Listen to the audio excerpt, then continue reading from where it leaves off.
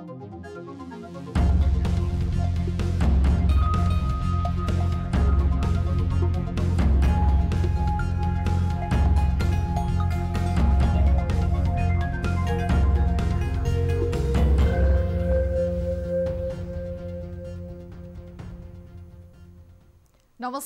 यो हो news 24 television prime time न्यूजमा स्वागत छ। अन्ततः जे नहोस् भन्ने सोचिएको थियो त्यही भयो। बैतडीकी किशोरी भागरथीको बलात्कार पछि नै हत्या भएको पुष्टि भएको छ।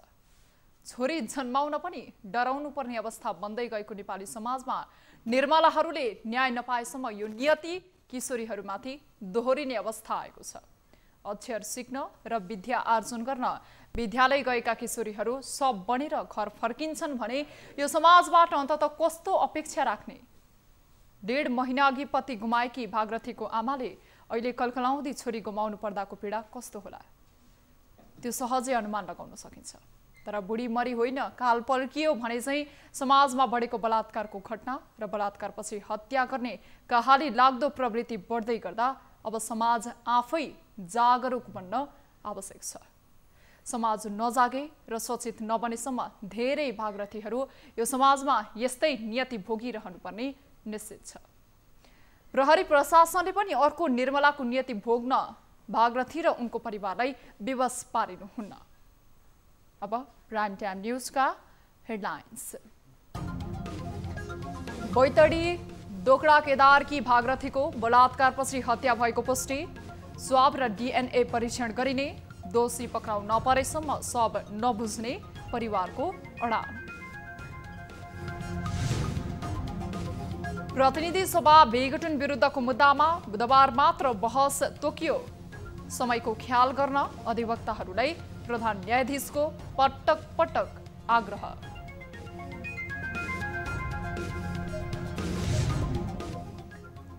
प्रधानमन्त्रीको कदम विरुद्ध नेकपा प्रचण्ड नेपाल समूहले काठमाडौँमा शक्ति प्रदर्शनको तयारी तीव्र पार्यो।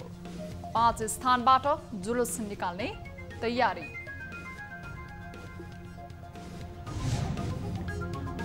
एकीकृत सीमा सुरक्षा तथा व्यवस्थापन रणनीति बनाउन नेपाली सेनाको प्रस्ताव। ऐतिहासिक तथ्यका आधारमा सशक्त धारणा बनाउन सरकारलाई सुझाव।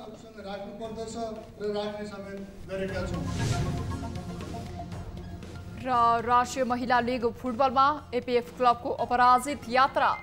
एपीएफद्वारा चौदण्डी 14-0 गोलको फराकिलो अन्तरले पराजित।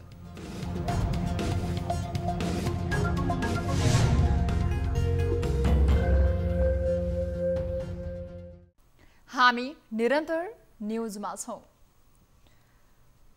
बैतडी दोगड़ा केदार नगरपालिका 7 की भागरथी भट्टको बलात्कारपछि हत्या भएको पुष्टि भएको छ। बैतडी जिल्ला अस्पतालले सोमबार प्रहरीलाई बुझाएको पोस्टमार्टम रिपोर्टमा 17 वर्षीय भागरथीको बलात्कारपछि घाँटी थिचेर हत्या गरेको उल्लेख छ।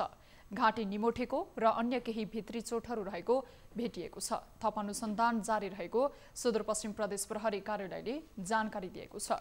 घटनास्थल र शवको सूक्ष्म अध्ययनपछि अनुसन्धानको घेरा साँघुरिएको प्रहरीले जनाएको छ। भागरथीको भजाइनल स्वाब परीक्षणका लागि काठमाडौँ ल्याइने भएको छ। जिल्ला अस्पताल बैतडीमा भएको पोस्टमार्टमका क्रममा चिकित्सकहरूले निकालेको स्वाबलाई महाराजगञ्ज स्थित केन्द्रीय विधि विज्ञान प्रयोगशालामा ल्याउन लागि हो। सुदूरपश्चिम प्रदेश प्रहरी कार्यालयका प्रवक्ता मुकेश सिंहले अनुसन्धानमा सहयोग पुग्ने विश्वाससहित परीक्षणका लागि सबूत प्रमाण काठमाडौँ पठाउने तयारी भएको जानकारी दिनुभएको छ। चिकित्सकका अनुसार सङ्कलित स्वाबबाट पहिले सिमेन्ट परीक्षण गरिन्छ। यसबाट बलात्कारमा संलग्नको वीर्य योनिमा प्रवेश गरेको छ वा छैन भन्ने थाहा हुन्छ। यही परीक्षणबाट घटनामा एक वा एक भन्दा बढी व्यक्ति संलग्न छन् भन्ने पनि थाहा हुन सक्छ। त्यसपछि डीएनए परीक्षणको समेत विकल्प रहेको चिकित्सकहरू बताउँछन्। सनातन धर्म माध्यमिक विद्यालयको कक्षा 12 मा अध्ययनरत भागरथी बुधबार साँझसम्म घर फर्किएकी थिइनन्। उनी बिहीबार बिहान मुख्य सडकको केही भित्री क्षेत्रमा मृत अवस्थामा फेला परेकी थिइन्। पोस्टमार्टम रिपोर्ट आउनु अघि प्रहरीले हत्या मात्रै हो या बलात्कार पनि भन्ने यकिन गर्न सकेको थिएन। दोषी पक्राउ नपरेसम्म सब नबुझ्ने परिवारले अडान लिएको छ। प्रतिनिधि सभा विघटन विरुद्धको मुद्दामा मंगलबार इजलास नबस्ने भएको छ। न्यायाधीश इन्द्रराज पाण्डेको निधनको शोकमा इजलास स्थगित गरिएको हो। यो मुद्दामा माघ 28 गते बहस हुनेछ। गत सोमबारदेखि रिटको विरुद्ध सरकारी अधिवक्ताहरूले आफ्नो दलिल पेश गर्दै आएका छन्। सोमबारको इजलासमा समयलाई लिएर प्रधान न्यायाधीश र अधिवक्ताहरूको केही बेर भनाभन भएको थियो। सोमबारको बहसमा सरकारको पक्षबाट अधिवक्ता ईश्वरी प्रसाद भट्टराईले बहस गर्नुभएको थियो। सरकारी निर्णयको प्रतिरक्षा गर्न आउनुभएका अधिवक्ता भट्टराईले लामो समय लिएपछि प्रधान न्यायाधीश चोलेन्द्र शमशेर जबराले बहस टुङ्ग्याउन आग्रह गर्नुभयो। तर अधिवक्ता भट्टराईले बहस अझै जारी राख्नु भएको थियो। त्यसपछि जबरा अझै रिसाएर आफ्नो बाध्यता बुझिदिन भन्नुभएको थियो। त्यस्तै सोमबारको बहसमा वरिष्ठ अधिवक्ता विष्णु भट्टराईले सार्वभौम अधिकार जनतामा नरहेको दाबी सहितको दलिल पेश गर्नुभएको थियो। प्रधानमन्त्रीको तर्फबाट बहस गर्दै उहाँले जनताबाट निर्वाचित प्रधानमन्त्री भएकोले सार्वभौम अधिकार स्वतः प्रधानमन्त्रीमा रहने दाबी गर्नुभयो। प्रतिनिधि सभा विघटनपछि राजनीतिक अन्यल झन बढेको छ। प्रतिनिधि सभा विघटन विरुद्ध सर्वोच्च अदालतमा मुद्दा विचाराधीन रहँदा अब संसद पुनर्स्थापना होला वा मुलुक निर्वाचनमा जाला भन्न सक्ने अवस्था छैन। पुस 5 गते विघटन भएको संघीय संसदको तल्लो सदन सर्वोच्च अदालतको बहसमै रुमलिएको छ। त्यसैले पनि हिजो आज प्रधान न्यायाधीश चोलेन्द्र शमशेर जबरालाई चिन्ता थपिएको छ। प्रायजसो बहसहरूमा प्रधान न्यायाधीश जबरा घडी हेर्छन् र भन्छन् समय घर्किँदैछ, अधिवक्ताज्यूहरू समयको ख्याल गर्नुहोस्। एक रिपोर्ट। सत्तारूढ नेपाल कम्युनिस्ट पार्टी नेकपाको आन्तरिक किचलो बढ्दै गयो। किचलो मत्थर हुने र आफ्नो पक्षमा हुने प्रधानमन्त्री केपी शर्मा ओली विश्वस्त रहन सकेनन्। अन्ततः पुस 5 गते उनले संघीय संसदको तल्लो सदन प्रतिनिधि सभा विघटनको सिफारिस गरिदिए। त्यसलाई राष्ट्रपति विद्यादेवी भण्डारीले संवैधानिक बाध्यता देखाउँदै विघटनको निर्णय गरिदिइन्।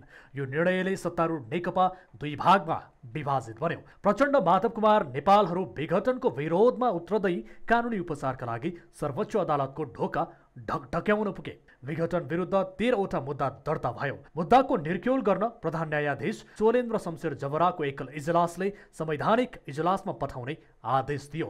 यो सँगै पुस 10 गतेबाट सुनवाई सुरु भयो। सुरुमा रिट निवेदकका तर्फबाट अधिवक्ताहरूले बृहत्पूर्ण इजलासमा पठाउनु पर्ने दाबी पेश गरे। यो क्रम निरन्तर चल्यो। माघ 2 गते प्रधान न्यायाधीश जबरा सहितको संवैधानिक इजलासले यहीबाट प्रतिनिधि सभा विघटनको रिट निर्क्योल गर्ने निर्णय गर्यो। माघ 2 गतेबाट प्रधान न्यायाधीश जबरा, न्यायाधीशहरू विश्वम्भर प्रसाद श्रेष्ठ, अनिल कुमार सिंह, सपना प्रधान मल्ल र तेज बहादुर केसी सहितको संवैधानिक इजलासले पक्ष विपक्षका अधिवक्ताहरूको दलिल सुन्दै आएको छ।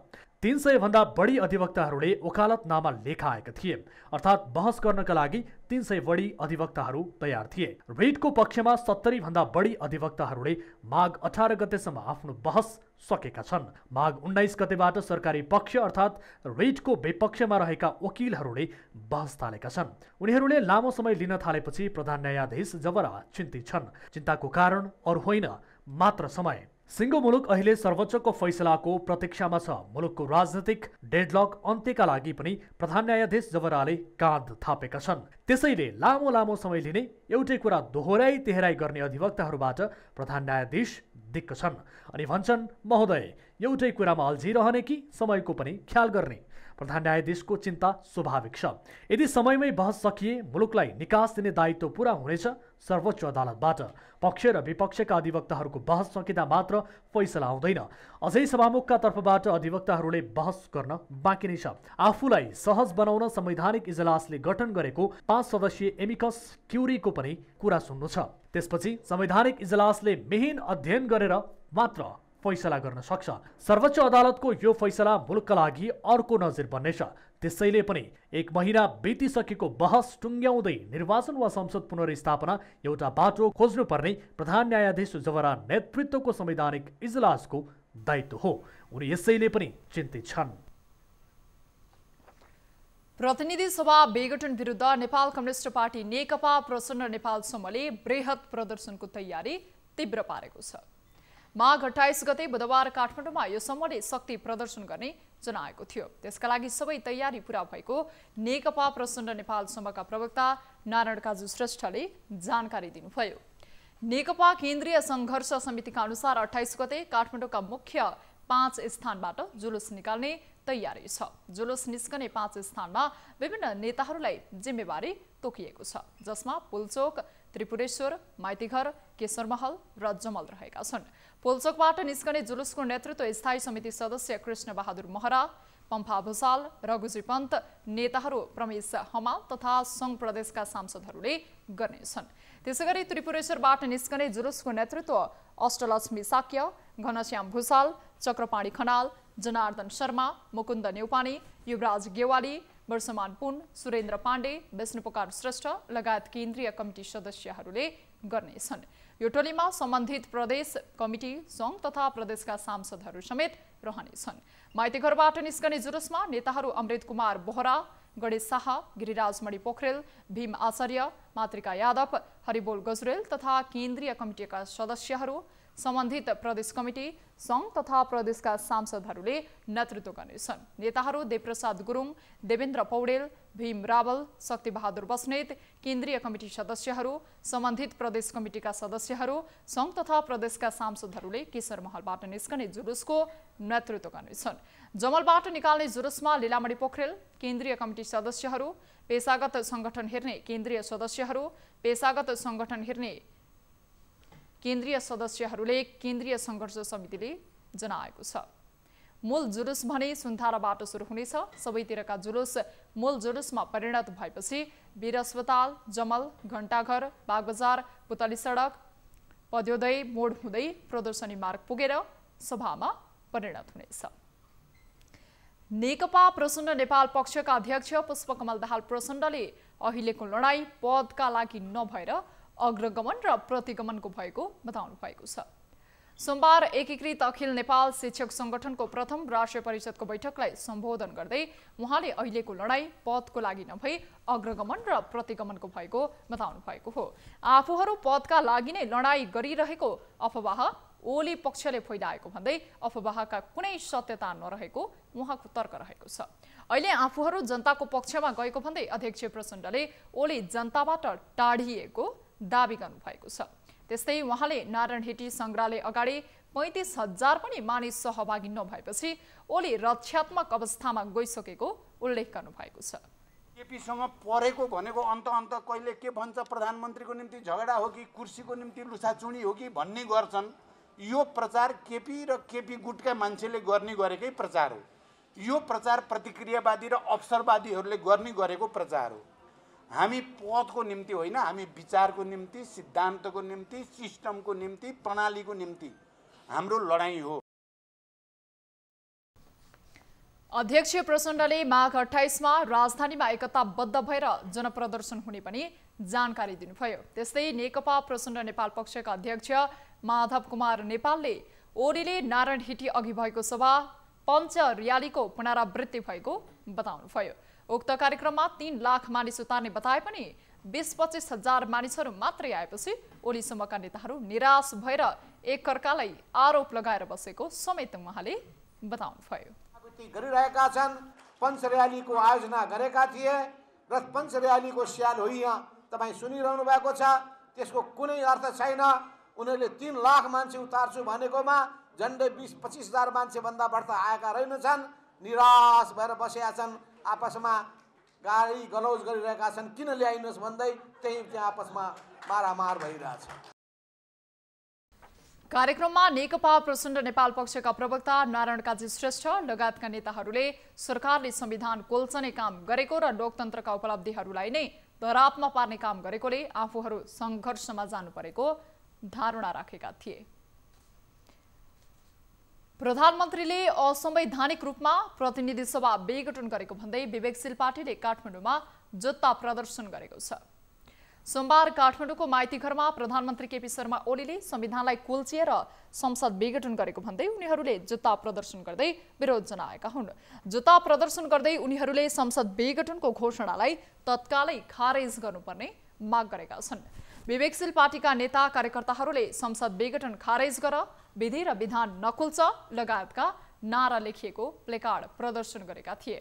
प्रदर्शनकारीहरूले संसदीय सुनवाई बिनै संवैधानिक आयोगमा भएको पदाधिकारीको नियुक्ति विरुद्ध पनि नाराबाजी गरेका थिए। विवेकशील पार्टीले संसद विघटन भएदेखि रचनात्मक विरोध कार्यक्रम गर्दै आएको छ।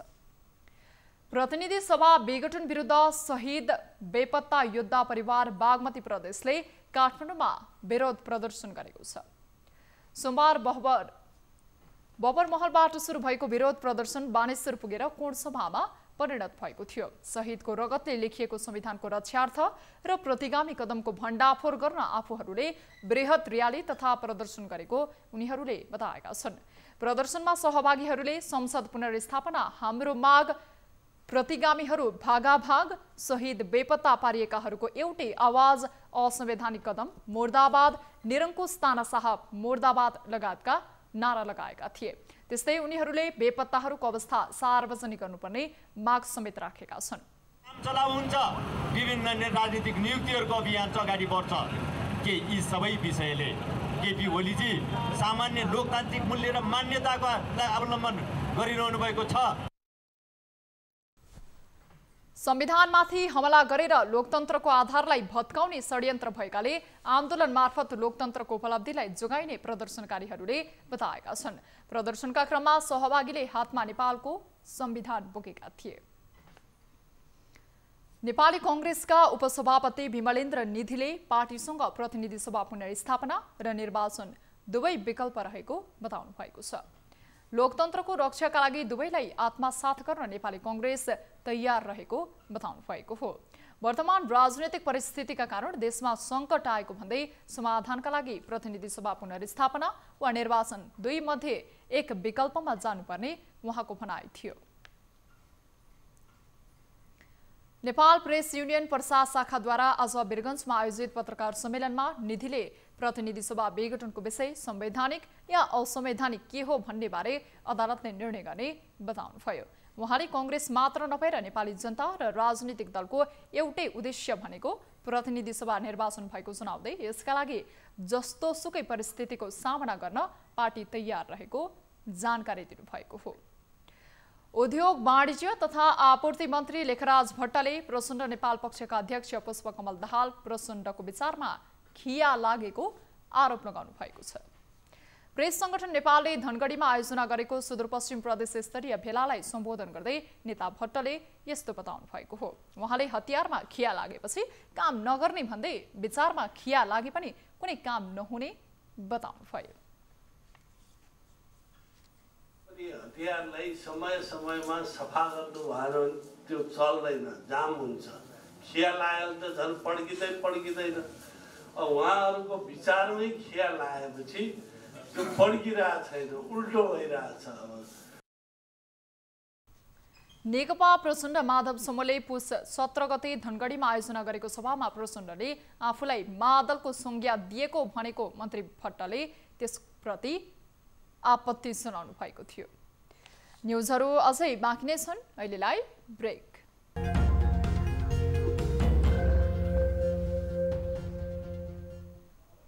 हामी निरन्तर न्युजमा छौं।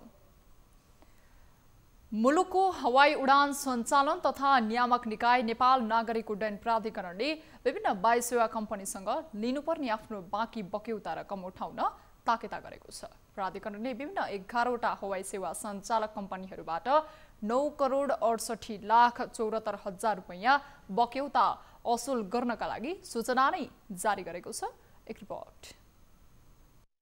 पटक पटक सूचना गर्दा पनि त्रिभुवन अन्तर्राष्ट्रिय विमानस्थल कार्यालयलाई भुक्तानी गर्नुपर्ने रकम भुक्तानी नगरेपछि प्राधिकरणले फेरि 30 दिनको समय दिँदै सार्वजनिक सूचना प्रकाशन गरेको छ। प्राधिकरणले सार्वजनिक सूचना जारी गर्दै उडान सेवा बन्द भएका एयरलाइन्सहरूले क्यान र विमानस्थल कार्यालयलाई तिर्नुपर्ने सेवा शुल्क तथा रोयल्टी बुझाउन आग्रह गरेको हो। विमानस्थल बक्यौता नतिर्ने 11 एयरलाइन्स नेकोन एयर 4,70,60,755 रुपैयाँ, शिवानी एयर 55,51,053 रुपैयाँ, अल्पाइन एयर 72,728 रुपैयाँ, गोरखा एयर 20,35,029 रुपैयाँ, कर्णाली एयर 17,46,300 रुपैयाँ, माउन्टेन एयर 12,73,694 रुपैयाँ, कस्मिक एयर 3,47,00,00 ₹58,070 रुपैयाँ, सांग्रिला एयर ₹15,37,800 रुपैयाँ, स्काईलाइन एयरवेज ₹15,50,400 रुपैयाँ, एयर काष्ठमाण्डप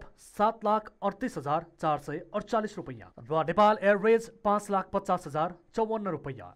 नेपाल नागरिक उड्डयन प्राधिकरणले भने विमानस्थल तथा प्राधिकरणसँग सम्बन्ध कुनै किसिमको काम कारबाही तथा व्यापार व्यवसायमा सहभागी हुन नपाउने गरी कालो सूचीमा राख्ने समेत बताइएको छ। अहिले चाहिँ निकालेको सूचना अब 30 दिन कटेर उहाँले चाहिँ पैसा तिर्नु भएन भने हामीले उहाँलाई कालो सूचीमा हामीले पनि राख्छौँ र हामीले कालो सूचीमा राखिसकेपछि उहाँले सरकारी कुनै काम कारबाहीमा उहाँलाई बाधा व्यवधान उत्पन्न हुन्छ, ब्याङ्कहरूले पनि उहाँहरूलाई कालो सूचीमा राख्ने प्रक्रियामा जान्छन्।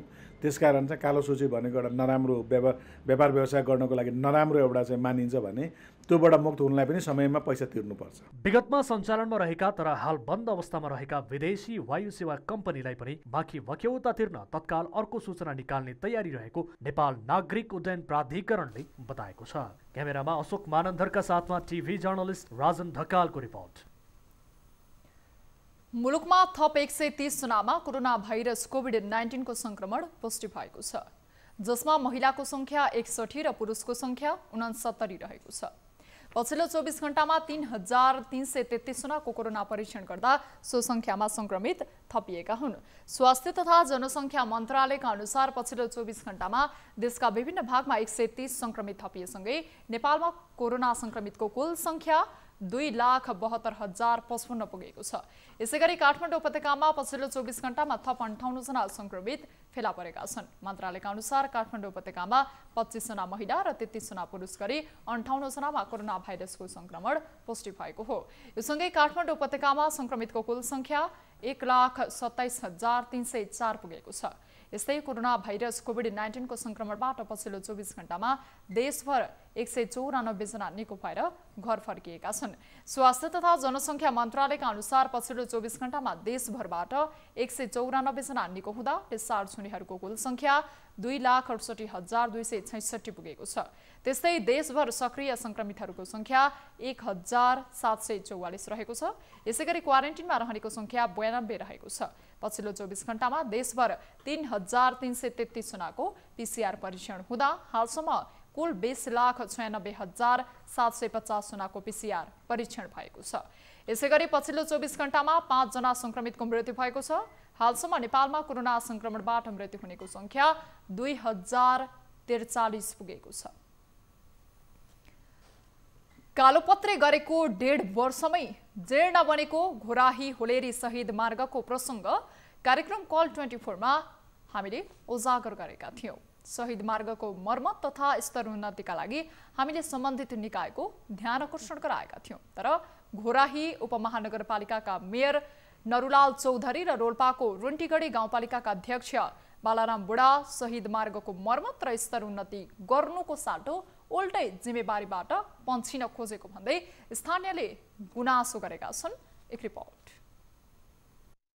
घोराही होलेरी शहीद राजमार्ग जीर्ण बने यता शहीद मार्ग मर्मत सम्हार तथा स्तरोन्नतिका लागि भनेर घोराही उपमहानगरपालिकाका मेयर नरुलाल चौधरी र रुन्टीगढी गाउँपालिकाका अध्यक्ष बालाराम बुढाको पटक पटक छलफल समेत भएको छ। तर छिट्टै यात्रुका लागि सहज यात्रा हुन्छ भन्दै पन्छिने गरेका दुई पालिका प्रमुखहरूले कुनै पहल र परिवर्तन गर्न नसकेको भन्दै रोल्पाका स्थानीयहरूले गुनासो गरेका छन्। घोराहीदेखि रोल्पाको होलेरीसम्मको दूरी मात्र 29 किलोमिटरको छ।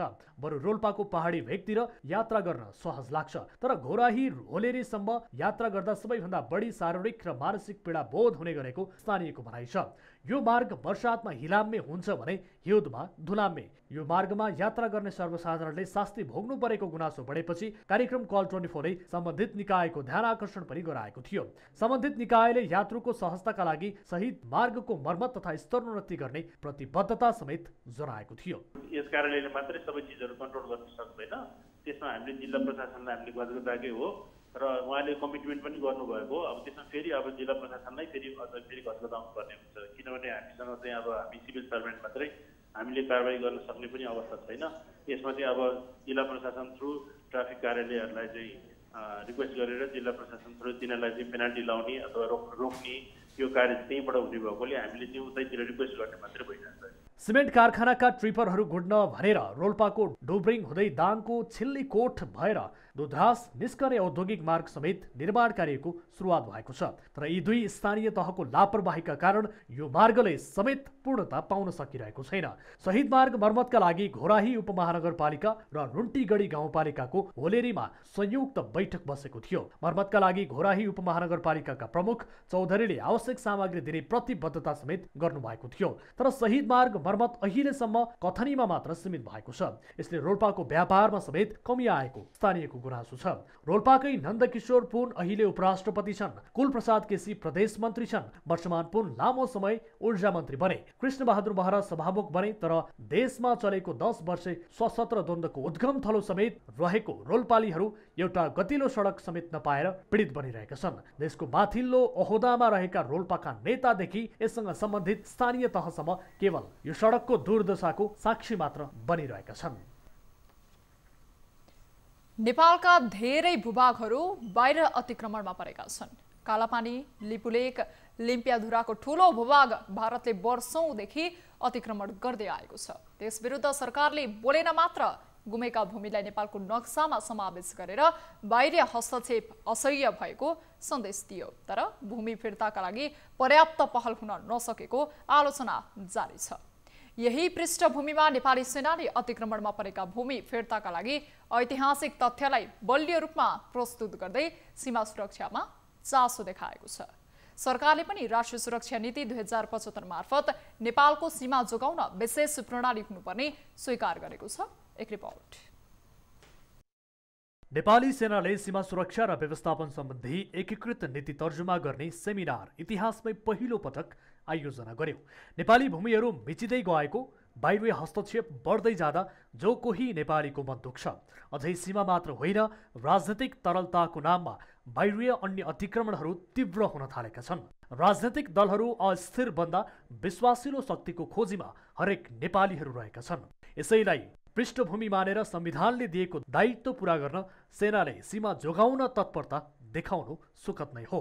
नेपालका मेचिएका भूमि इलामदेखि कञ्चनपुरसम्म 361 स्थानमा नेपाली भूमि मिचिएको तथ्याङ्क सशस्त्र प्रहरी बलको तथ्याङ्कले देखाएको छ। कालापानी, लिपुलेख, लिम्पियाधुरा, सुस्ता क्षेत्र नेपालका महत्त्वपूर्ण भूमिहरू अतिक्रमणमा परेका छन्। ती बाहेक पर्सामा 121 स्थान मेचिएका छन्। इलामका 9 स्थान भारतबाट अतिक्रमित। झापामा भारतीय पक्षबाट 3 स्थानमा सीमा अतिक्रमण। मोरङमा 5 स्थानमा, सुनसरीमा 20 स्थानमा अतिक्रमण। सप्तरीमा 12 स्थानमा अतिक्रमण। सिराहामा 25 स्थानमा सीमा भारतीय पक्षको अतिक्रमणमा। धनुषामा भारतीय पक्षबाट 35 स्थानमा नेपाली भूमिमा कब्जा। 72मा 19 स्थानमा अतिक्रमण। सर्लाहीका 84 स्थानमा नेपाली भूमि अतिक्रमण। रौतहटमा 7 स्थानमा नेपाली भूमि मिचिएको। पर्सामा मात्रै 121 स्थानमा भारतीय पक्षबाट नेपाली भूमि अतिक्रमण। नवलपरासीमा भारतीय पक्षले 14,000 हेक्टर नेपाली भूमि अतिक्रमण। नवलपरासीको सुस्ता क्षेत्रमा भारतीय सेनाको उपस्थिति। कञ्चनपुरमा भारतीय पक्षले 17 स्थानमा सीमा मिचिएको। यी बाहेक धेरै स्थानका पिलरहरू हराएका छन्। भारतले मात्र अतिक्रमण गरेका खुल्ला सीमा र समथर क्षेत्र हुन्। उत्तरतर्फ भौगोलिक कठिनाई भएका क्षेत्रमा पनि चीनले धेरै सीमा अतिक्रमण गरेको कतिपय तथ्यहरू सार्वजनिक हुने गरेका छन्। नेपाली सेनाको प्रस्ताव र तयारी। अहिले सीमा रक्षाको विशेष जिम्मेवारी सशस्त्र प्रहरी बलले पाएको छ। तर स्रोत साधनमा कमी छ। सीमामा खटिने सबै सुरक्षा निकाय तथा अन्य सरकारी कार्यालयलाई समेत एकीकृत सीमा सुरक्षा तथा व्यवस्थापन रणनीति भित्रै राख्नुपर्ने सेनाले प्रस्ताव गरेको छ। भविष्यमा आइपर्न सक्ने सबै किसिमका जोखिम र विपत्तिहरूमा समेत हाम्रो सीमा व्यवस्थापनलाई मजबुत बनाइराख्न सीमा सुरक्षामा तैनात सुरक्षा निकायहरूलाई स्रोत साधन सम्पन्न बनाउनु समेत अपरिहार्य देखिएको छ। 2 वर्ष यताका मन्त्री परिषद र रक्षा मन्त्रालयका विभिन्न मितिका निर्णय पनि सेनालाई सीमामा बलियो बनाउने खालका छन्। 2077 साउन 5 गतेको मन्त्री परिषद बैठकले सेनामा सर्भे तथा सीमा अनुगमन निर्देशनालय गठनको निर्णय गरेको थियो। त्यसपछि जङ्गी अड्डाले सहायक रथीको नेतृत्वमा निर्देशनालयको संरचना बनाइसकेको छ।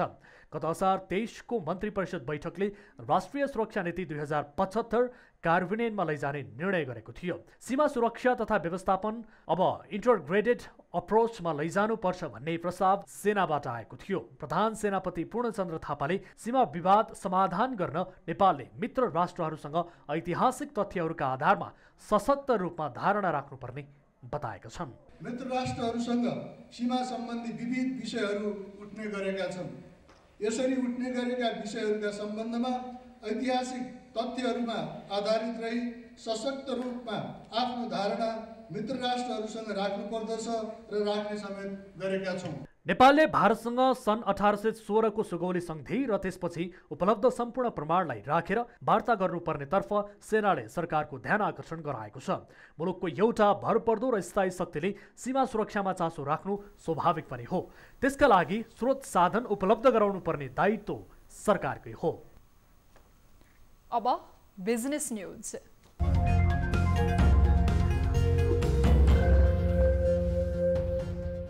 नेपाल राष्ट्र बैंकले चालू आर्थिक वर्षको 6 महिना अर्थात् पुस मसान्तसम्मको देशको वर्तमान आर्थिक तथा वित्तीय स्थिति सार्वजनिक गरेको छ। नेपाल राष्ट्र बैंकले वार्षिक बिन्दुगत आधारमा उपभोक्ता मूल्य सूचाङ्कमा आधारित मुद्रास्फीति 3.56% रहेको जनाएको छ। राष्ट्र बैंकका अनुसार पुस मसान्तसम्ममा आयात 4.8%ले घटेको छ भने निर्यात 6.1%ले बढेको छ। त्यसैगरी विदेशमा रहेका नेपाली श्रमिक कामदारले पठाएको विप्रेषण रेमिटेन्स आप्रवाह नेपाली रुपैयाँमा 11.1%ले बढेको छ भने अमेरिकी डलरमा 6.7%ले बढेको राष्ट्र बैंकले जनाएको छ। शोधानन्तर स्थिति 1,24,92 करोड रुपैयाँले बचतमा छ भने कुल विदेशी विनिमय सञ्चित 12,78 करोड अमेरिकी डलर रहेको राष्ट्र बैंकले जनाएको छ। संघीय सरकारको खर्च 415,75 करोड र राजस्व परिचालन 4,22,24 करोड रुपैयाँ छ। विस्तृत मुद्रा प्रदाय 9.6%ले बढेको छ। वार्षिक बिन्दुगत आधारमा यस्तो मुद्रा प्रदाय 23%ले बढेको छ। बैंक तथा वित्तीय संस्थाको निक्षेप संकलन 9.2% र निजी क्षेत्रमाथिको दाबी 11%ले बढेको राष्ट्र बैंकले जनाएको छ। उपभोक्ता मुद्रास्फीति 2077 पुसमा वार्षिक बिन्दुगत उपभोक्ता मुद्रास्फीति 3.56% रहेको छ। अघिल्लो वर्षको सोही महिनामा यस्तो मुद्रास्फीति 6.82% रहेको थियो। थोक मुद्रास्फीति 2077 पुसमा वार्षिक बिन्दुगत थोक मुद्रास्फीति 6.18% छ। अघिल्लो वर्षको सोही महिनामा यस्तो मुद्रास्फीति 7.88% रहेको राष्ट्र बैंकले जनाएको छ। सरकारले G2G प्रक्रिया मार्फत बंगलादेशबाट खरिद गरेको 50,000 मेट्रिक टन युरिया मल यसै साताबाट नेपाल ल्याइने भएको छ। मल आयातका लागि सबै प्रक्रिया सकिएको कृषि सामग्री कम्पनी लिमिटेडले सुनाएको छ। आगामी बिहीबारबाट बंगलादेशबाट मल बोकेका कन्टेनर नेपालका लागि छुट्ने कम्पनीले जानकारी दिएको छ। पहिलो चरणमा नेपाल भित्रिने 20,000 मेट्रिक टन प्याकिङ गरिएको युरिया मल ल्याउन अहिले भारतीय भन्सार प्रक्रिया मिलाउने काम भइरहेको कृषि सामग्री कम्पनीले सुनाएको छ। पहिलो चरणमा बंगलादेशी कम्पनीले दिएको प्याकिङ मल ल्याउने र त्यसपछि बाँकी 30,000 मेट्रिक टन ब्लक मल प्याकिङ सुरु गर्ने कृषि सामग्री कम्पनी लिमिटेडले जानकारी दिएको छ। नेपालले बंगलादेश केमिकल इन्डस्ट्रिज कर्पोरेसनसँग गत पुस 2 गते G2G मार्फत 50,000 टन मल ल्याउने सम्झौता गरेको थियो। नेपालले बंगलादेशसँग प्रति टन 259.19 अमेरिकी डलरमा उक्त परिमाणको मल खरिदको सम्झौता गरेको हो। सोलुखुम्बु जिल्लाको थामेमा आयोजना गरिएको पहिलो थामे valley ice and rock festival सम्पन्न भएको छ। कोरोनाको महामारीबाट सुस्ताएको पर्यटन क्षेत्रको प्रवर्धन गर्न आयोजित थामे valley ice and rock festival आन्तरिक पर्यटन प्रवर्धनका लागि आयोजना गरिएको हो। मेलाले स्थानीय उत्पादनका साथै कला संस्कृतिको विकासमा सहयोग पुग्ने आयोजक संस्था यम्बु थामी सोकिदुगले जनाएको छ। तेन्जिङ नोर्गे शेर्पाको सम्झनामा चाहिँ उहाँ थामेकै भए पनि अहिलेसम्म कसैले चासो नगरेर त्यहाँ उहाँको विषयमा एउटा कार्यक्रम राखेको थाहा पाएन। त्यसैले यसपालि चाहिँ तेन्जिङ नोर्गे शेर्पा आङ्ग्रित शेर्पाको सम्झनामा चाहिँ थामे रक एन्ड आइस फेस्टिभल चाहिँ गर्ने भनेर मैले सगरमाथाको शिखरमा 24औं पटक पाइलो टेक्न सफल हुनुभएका हालका कीर्तिमानी कामेरित शेर्पा ज्यूसँग चाहिँ मैले सल्लाह सुझाव ल्याएको थियो। कोभिड-19 का कारण शिथिल बनेको पर्वतीय पर्यटन क्षेत्रलाई चलायमान बनाउन र थामे गाउँमा रहेका विश्व स्तरका साहसिक रक तथा आइस खेलको सम्भावनालाई प्रवर्धन गर्न फेस्टिभल आयोजना गरिएको हो। यो सँगै थामे गाउँका तेन्जिङ नोर्गे शेर्पा, कामरिता शेर्पा, आङ्ग्रिता शेर्पा लगायतका विश्वविख्यात हिमाल आरोही शेर्पाहरूको योगदानको स्मरणका लागि पनि फेस्टिभल आयोजना गरिएको आयोजकले जनाएको छ। फेस्टिभल जनवरी 22 देखि 29 सम्म सञ्चालन गरिएको थियो।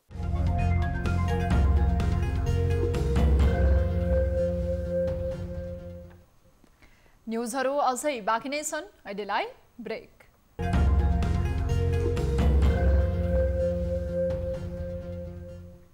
हामी निरन्तर न्युजमा छौं। अब स्पोर्ट्स न्युज।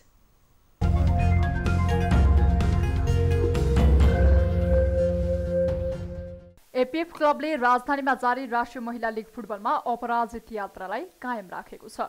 एपीएफले सोमबार उदयपुरको चौधण्डी गढी नगरपालिकालाई 14-0 गोल अन्तरले पराजित गरेको छ। एन्फा कम्प्लेक्स 7 बाटोमा एपीएफलाई जित दिलाउन सावित्रा भण्डारीले ह्याट्रिक सहित 8 गोल गरिन्। यस्तै अनिता बस्नेत र अनिता केसीले समान 2-2 गोल गरिन्। कप्तान अनु लामा र रबिना गोलीको नाममा 1-1 गोल रह्यो। प्रतियोगिताकै सबैभन्दा कमजोर टिम चौधण्डी गढी एपीएफले दुवै हाफमा समान 7-7 गोल गरेको हो।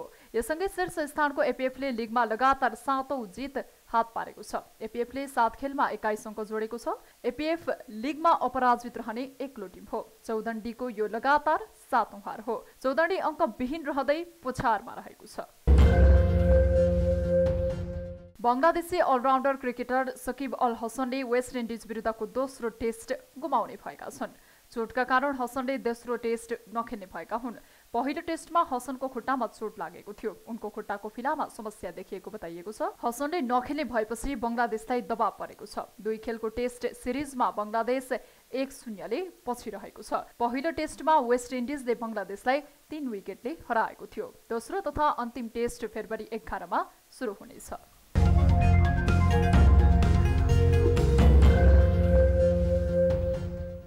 अब इन्टरनेशनल न्युज।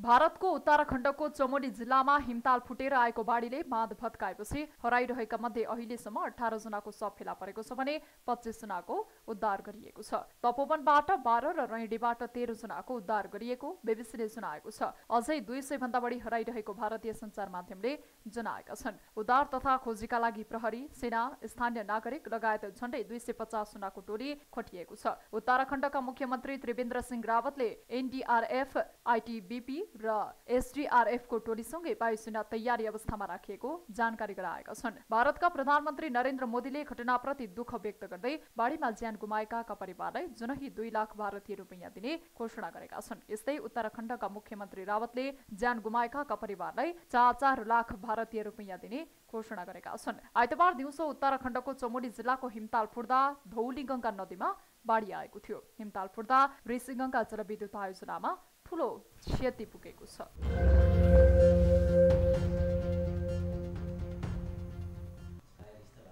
अब विद्या बस्नेतका साथमा फटाफट न्युज।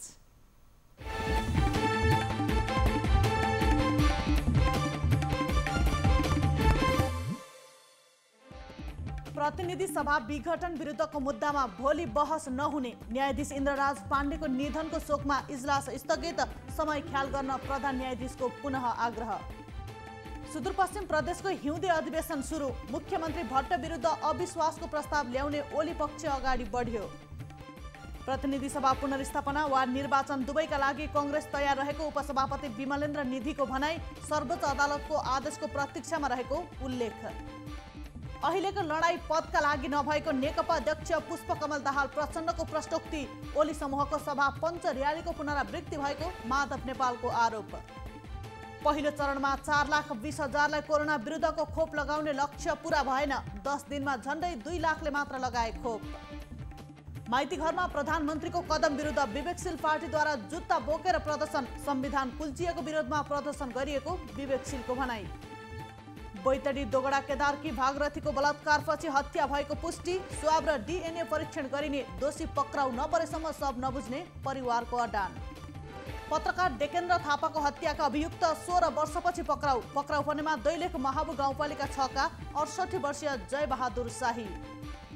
ललितपुरको गोदावारी नगरपालिका 3 फुलचोकी जंगलमा हराएका 2 जनाको सकुशल उद्धार। 21 वर्षीय प्रशान्त थापा र 19 वर्षीय सुरेश केसी दुवैजनालाई अभिभावकको जिम्मा लगाइयो। 10 लाख मूल्य भन्दा बढी रकमको प्रतिबन्धित औषधि सहित विराटनगरबाट एकजना व्यवसायी पक्राउ पर्नेमा विराटनगर 5 का विक्रम मण्डल प्रहरी नियन्त्रणमा। नयाँ चालक अनुमति पत्रका लागि आवेदन दिनेको संख्या 5 लाख नाग्यो। 24 घण्टा अनलाइन फारम भर्ने व्यवस्था भएसँगै आवेदन दिनेको संख्यामा उल्लेख्य वृद्धि। राष्ट्रिय जनगणना 2078 मा खटिने कर्मचारीलाई 5 लाख रुपैयाँको चोटपटक तथा दुर्घटना बीमा गरिने। आर्थिक कार्यविधि अनुसार बढीमा 50,000 रुपैयाँको उपचार खर्च समेत उपलब्ध गराउने। यातायात व्यवसायलाई प्रविधि मैत्री बनाउने सञ्चार तथा सूचना प्रविधि मन्त्री पार्वत गुरुङको प्रतिबद्धता। अन्तर्राष्ट्रिय मापदण्डको आधारमा सवारी साधनहरूको सञ्चालन र व्यवस्थापन गर्न सवारी चालकहरूलाई आग्रह। 3,333 जनाको PCR परीक्षण गर्दा मुलुकमा 130 जना कोरोना संक्रमित थपिए। 7 जनाको मृत्यु, 194 जना निको। दिगो विकास लक्ष्य प्राप्ति गर्न वार्षिक $6 अर्ब अपुग। पुँजीगत खर्च न्यून हुँदा दिगो विकासको लक्ष्य प्राप्तिमा कठिनाई भइरहेको आयोगको ठहर। इन्टरनेटमा चर्को कर लिने मुलुकमा नेपाल शीर्ष स्थानमा। सरकारले हाल इन्टरनेट प्रयोग गरे बापत उपभोक्ताबाट 45.76% कर असुल्दै। वन्यजन्तुको खुल्ला उद्यान बनाउने निष्कर्ष निकालेको 1 दशकसम्म पनि सरकारी योजनाहरू अलपत्र। लोकोन्मुख वन्यजन्तु र तिनका विभिन्न प्रजातिलाई प्राथमिकता दिने योजना अधुरै। बक्यौता रकम बुझाउन 11 एयरलाइन्सलाई 30 दिने अल्टिमेटम। सो समयावधिमा रकम नबुझाए सञ्चालक, एका घरका परिवार र जमानी बस्नेहरूको जाय जथाबाट सरकारी बाँकी सरह असुल उपर गर्ने चेतावनी। राष्ट्रिय महिला लीग फुटबलमा एपीएफ क्लबको अपराजित यात्रा। एपीएफद्वारा चौधनी गढी 14-0 गोलको फराकिलो अन्तरले पराजित। नेप्से परिसूचक हालसम्मकै उच्च 37.48 अङ्कले वृद्धि। सेयर कारोबार रकम 10 अर्ब भन्दा माथि। म्यानमारमा सैन्य कुको विरोधमा आज तेस्रो दिन पनि प्रदर्शन। 10,000 बढी मानिस आन्दोलनमा सहभागी। भारतमा हिमताल फुट्दा धौलागिरी नदीमा बाढी, 11 जनाको मृत्यु, 100 भन्दा बढी व्यक्ति बेपत्ता। खोजी कार्य जारी।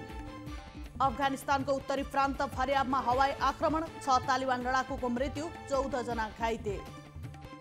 र इरानमाथिको अमेरिकी प्रतिबन्ध तत्काल नहट्ने। प्रतिबन्ध हटाउन इरान वार्तामा आउनुपर्ने राष्ट्रपति जो बाइडेनको अडान।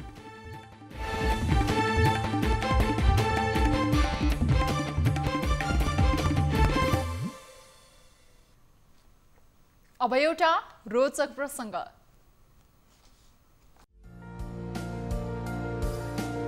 कम्बोडियाको राजधानी नोमपेन्हमा यस्तो अनौठो क्याफे छ। यो क्याफेभित्र छिर्दा कुनै चिडियाखानामा छिरेको अनुभूति हुन सक्छ। आसपासमा चराहरूको चिरबिर, अनेक जातका माछा खेलिरहेको एक्वारियम देख्न सकिन्छ। टेबलमा कुडिरहेका गङ्गटाहरू तथा पाहुनाको काँधमा खिचारिने गोही लगायतका दृश्य यहाँ देखिन्छ। सुरुमा ग्राहकहरू अजिङ्ग देखेर निकै डराउने गरेको, तर बिस्तारै उनीहरूले सहजता महसुस गर्न थालेको क्याफे सञ्चालकको भनाइ छ।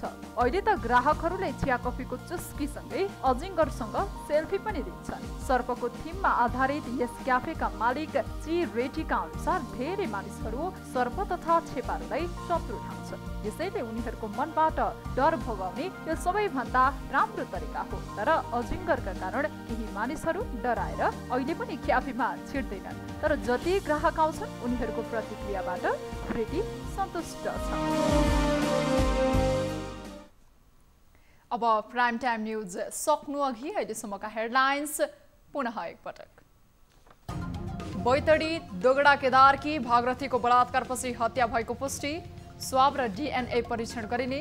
दोषी पक्राउ नपरेसम्म शव नबुझ्ने परिवारको अडान।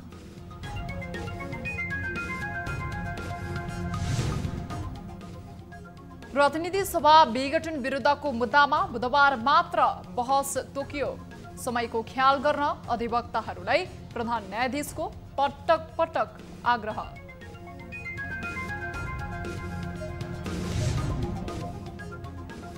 प्रधानमन्त्रीको कदम विरुद्ध नेकपा प्रचण्ड नेपाल समूहले काठमाडौँमा शक्ति प्रदर्शनको तयारी तीव्र पार्यो। 5 स्थानबाट जुलुस निकाल्ने तयारी।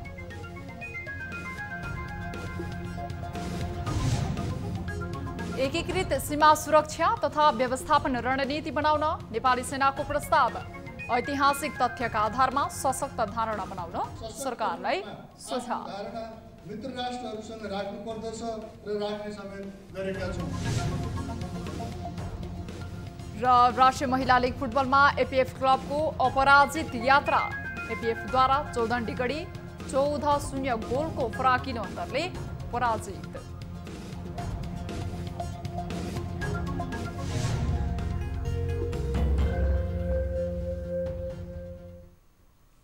प्राइम टाइम न्यूज अहिलेलाई यति नै। जाँदा जाँदै ताली र गालीका लागि हामीले सोधेको प्रश्न, नेकपाका नेताहरू मञ्चमा उभिएर एकअर्कालाई गाली गरेको देख्दा कस्तो लाग्छ?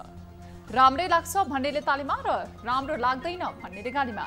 हाम्रो पात्रको एपमा गई भोट गर्नुहोला। थप न्युजका लागि हाम्रो वेबसाइट www.news24nepal.com हेर्नुहोला। साथै हामीलाई फेसबुक, ट्विटर र युट्युबमा पनि फलो गर्न सक्नुहुनेछ। यस्तै मोबाइल, इमेल र भाइबरबाट न्युज24 को हेल्प डेस्कमा केही समस्या र गुनासा छन् भने सम्पर्क गर्न सक्नुहुनेछ। हामी निरन्तर न्युजमा छौँ। नमस्ते।